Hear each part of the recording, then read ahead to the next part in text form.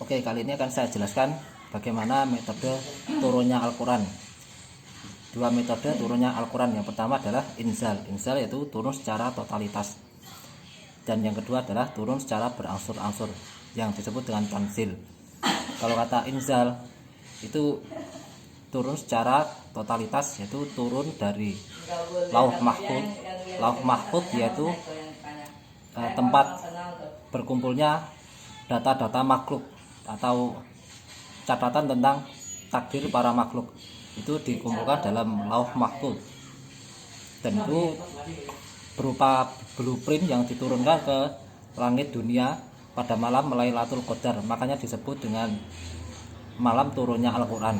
Itu turun secara langsung, secara totalitas. Jadi Al-Quran 30 juz itu turun ke langit dunia sekali turun pada malam Lailatul Qadar. Makanya dalam Al-Quran sebutkan inna anzalnahu fi lailatul qadar. Kami menurunkannya pada malam Lailatul Qadar. Lailatul Qadar ini itu menggunakan metode inzal. Anzalna atau nunzilu, itu masdarnya adalah inzal, yaitu turun secara total.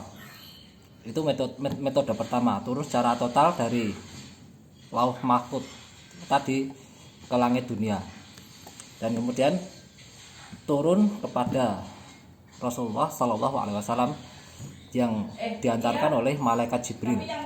Itu jadi sudah blueprintnya sudah ada, tinggal ngunduh saja.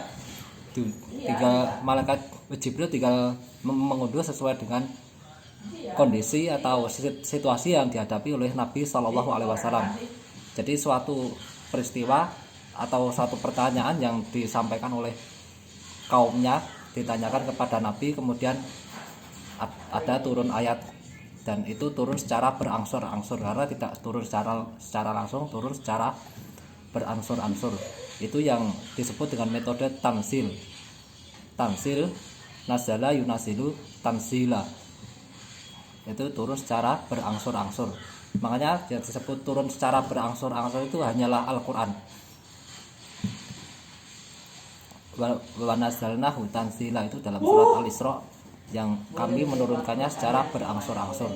Jadi dua metode ini seakan-akan saling bertolak belakang, padahal itu satu metode yang sama.